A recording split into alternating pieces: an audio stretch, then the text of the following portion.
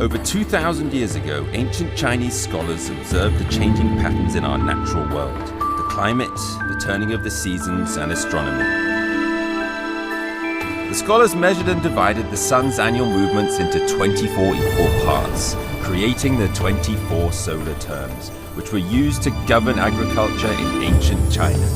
Even to this day, this invention still guides the lives and traditions of hundreds of millions of Chinese people. Around the 8th of October, the 17th solar term, the cold dew arrives. The temperature has now cooled down noticeably, and the weather is unpredictable.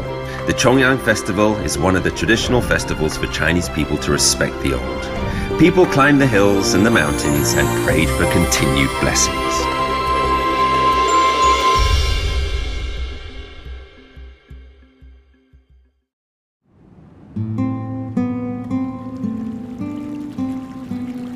The lotuses of the summer have all withered. 15 days after the last solar term, the calendar has moved on to the 17th solar term, named Hanlu.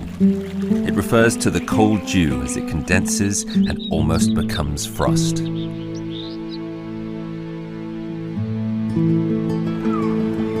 However, the colder the weather, the easier it is to build up an appetite.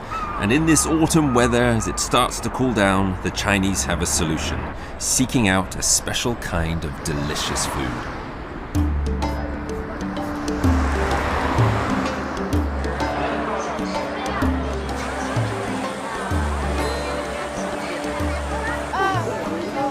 Shanghai's Chenghuang Temple is packed with people. People come from all over, drawn to Shanghai's local delicacies. These snacks are world famous. The Hanlu solar term is all about unmissable flavors. But if you're not around for these few days of feasting, you'll have to wait an entire year to get the chance along.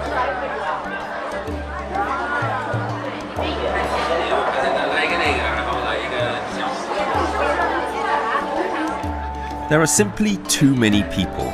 The store was full a long time ago.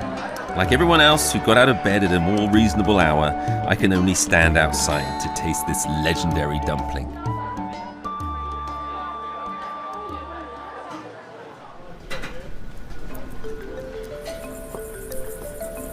Soup-filled, finely wrapped dumplings have a long history in China. The dough wrappings are first lightly fermented and then wrapped with the fillings. In these steamed soup dumplings, flour, meat, and soup become one, satisfying the belly and tickling the senses.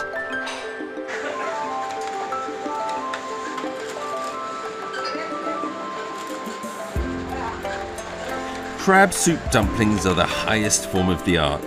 The crab roe and meat are selected from the most expensive crabs in the market, mixed with pork, fish, and shrimp, and wrapped in a thin and strong flour wrappings. When steamed, they become crab soup dumplings, a rich soup and the delicate yet complex flavor of crab meat.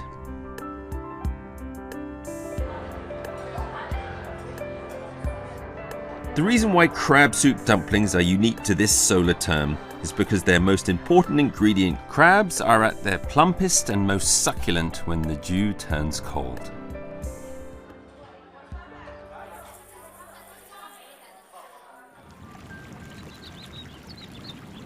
Less than an hour's drive from Shanghai is the renowned freshwater Yangcheng Lake. For Chinese food lovers, this place is holy. The creatures that live in here are a cut above those found in any other lake. Hairy crabs are caught once a year during the cold dew solar term. It is a hugely famous annual event.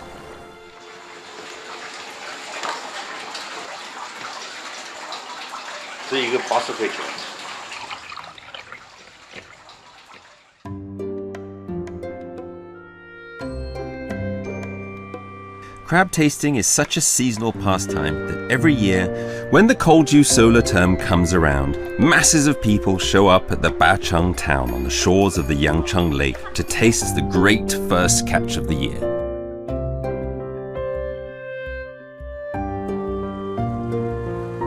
In the Bacheng town, many people depend on the hairy crab for a living. Zhu Zhi and his father are crab breeders and run a crab farm resort.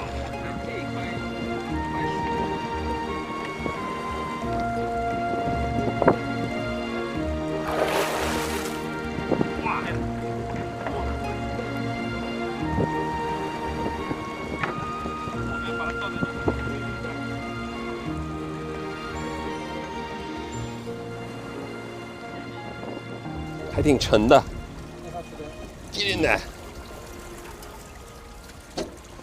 怎么打开呢？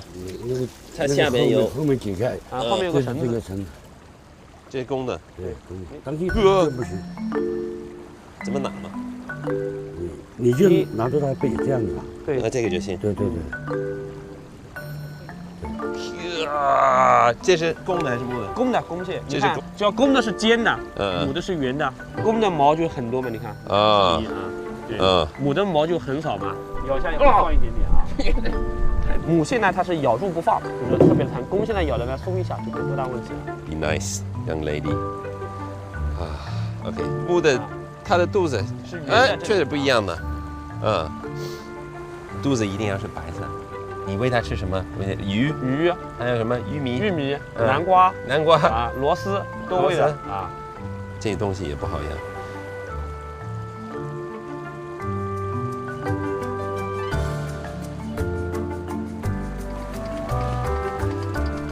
The boss, Mr. Zhu, told me that the Yangchang Lake is mostly less than 2 meters deep, which means that direct sunlight reaches all the way to the bottom. The lake is full of rushes and reeds, among which hide many forms of aquatic life, providing food for the hairy crabs. Add this to their carefully prepared crab feed, and you'll see how this is just the place for crabs to grow nice and plump.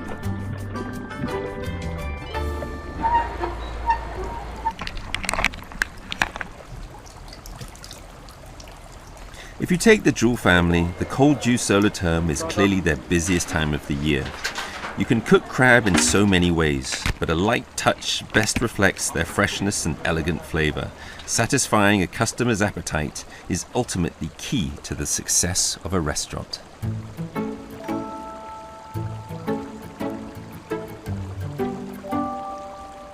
Crab is a much-loved dish in China. Taste is judged by how original and fresh the flavor is. Whole hairy crab steamed in boiling water, creamy roe full of flavor, crab legs that are tender and sweet. This is what a hairy crab should be like, and the most highly prized taste of the cold dew solar term. But not every crab is perfect, and for those that are too small or might have lost a claw, what can be done? Mr. Zhu cooks them up in a different way. 好的蟹呢，就是要清蒸上桌。这个呢是叫残蟹，就缺胳膊少腿的，拆来要做蟹粉，把它的蟹肉、蟹黄全部拆下来，拿来做那个蟹粉狮子头。它就是差一个东西不完美。对啊。所以你只能把它做成粉。对，做蟹粉做蟹粉狮子头。哪一部分应该是最好吃的？就是这部分。就是这部分。对。所以干这个工作也挺累的啊。就是这个肉很贵。这两对，要剔得很干净，剔得特别干净，不能有一点点浪费。Crab paste is meat and roe extracted from the shell and turned into edible products. It is one of the most important ingredients of many Chinese dishes. For example, the well-known crab-flavored meatballs. The pork is minced, the crab paste is added, and the egg is mixed in evenly. This mixture turns into the large, soft meatballs, known by the slightly over-the-top metaphor as lion's head. They're super tasty, but try cramming one of these into your mouth hole.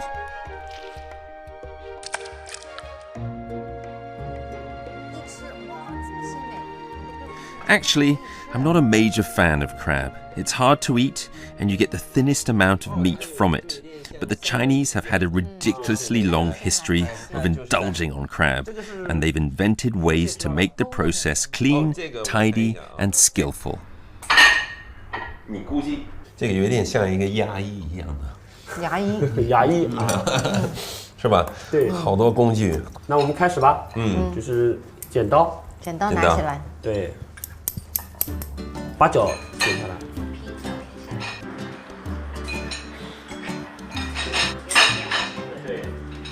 第二步，现在我们把这个放在底托上，然后拿锤子轻轻的敲，把它就是壳敲松一点。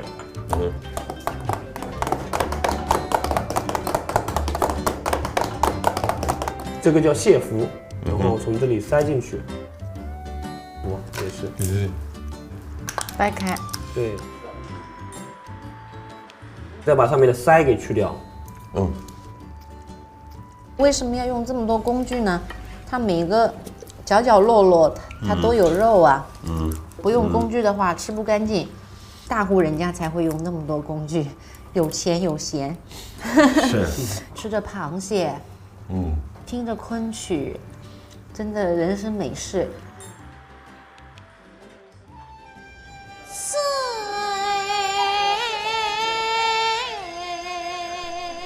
Listening to the Kunchu songs while eating crab is one of the most refined customs of the Kolju solar term, passed on to us by the ancient Chinese.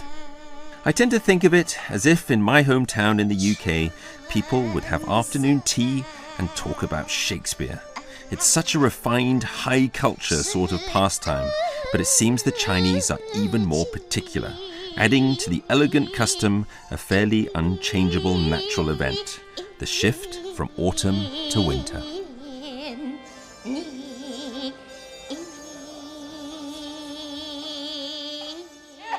走，1、2、3、4，看，5、6、7、8。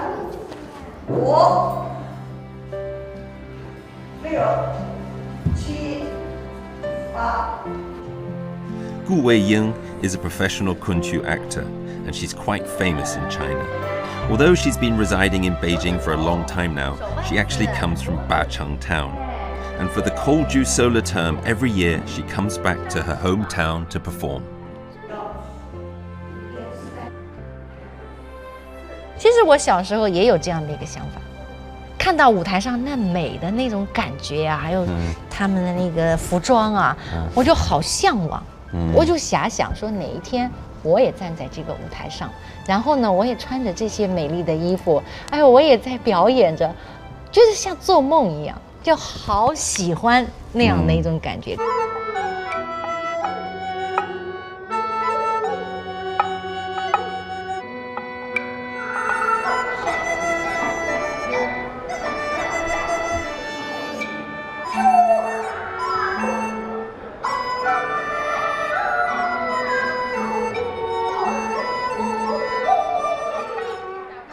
As the oldest surviving form of opera in China, Kunchu is known as the ancestor of all opera, as well as the world-famous Peking opera.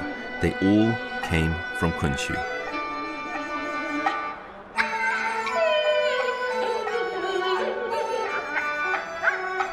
Intense preparations are underway for the show.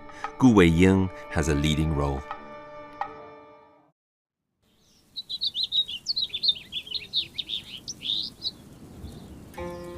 The venue of this year's performance is Yushan Shengjing in the Bachang town. Legend has it that this was one of Bachang town's most coveted private gardens. 本来这儿可能是一片田吧，是，但是在元代的时候，一个儒商叫顾阿英，当时来说是非常有钱的一个商人，但是呢，他非常有文化，热爱诗词，他自己也写诗词，让他呢在这儿建造了一个很大的一片的景，集全国各地的，就是文化人在这儿雅集。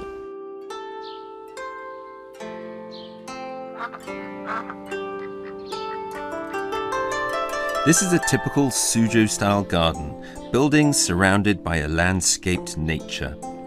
Made to look like a Chinese landscape painting, an idyllic naturescape within the bustling city. 1,000 years ago, Chinese intellectuals would pass the day in such a place, spending the Kolju solar term with family and friends.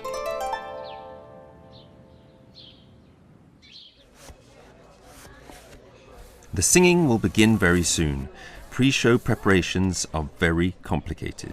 It takes nearly 2 hours to get ready, but finally Gu Weiying is about to come on stage.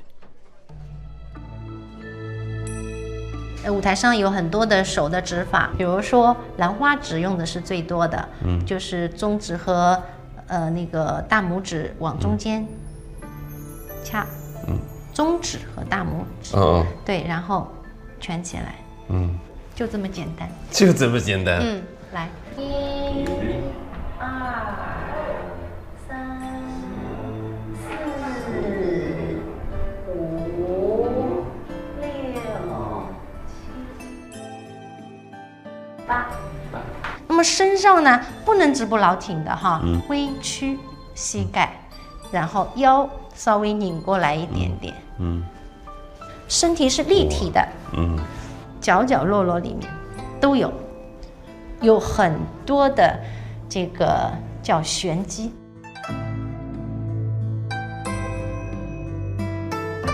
10年台下功，台上1分钟。昆曲是需要功夫的，一伸手，一迈步，就知道你有多少年功力了。去。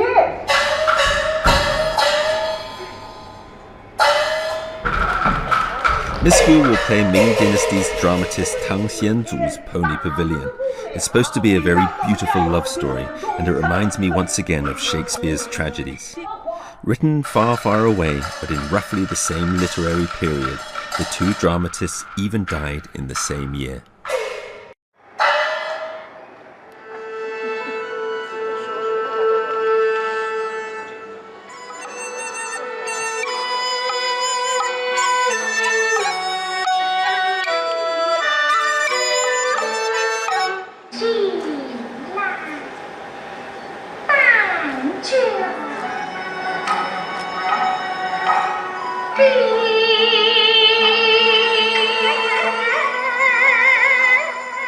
I have to say, Kunshu is even harder to understand than Shakespeare's plays. The texts are written as people spoke 1,000 years ago. The rhythm and melody is extremely slow. It's hard to understand how, in today's fast-paced society, it attracts such a big audience. Maybe when society develops to a certain stage, some people will want to go back to their roots, to discover who they are and where they come from.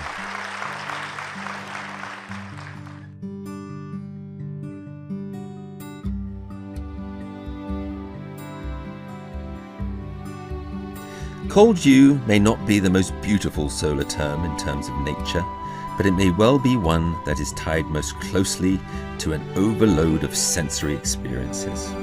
And I was surprised to discover connections between China and the United Kingdom in terms of traditional culture. Whether derived by accident or coincidence, I think traditional culture is a common good, transcending the boundaries between nations and eras, able to outlive us all.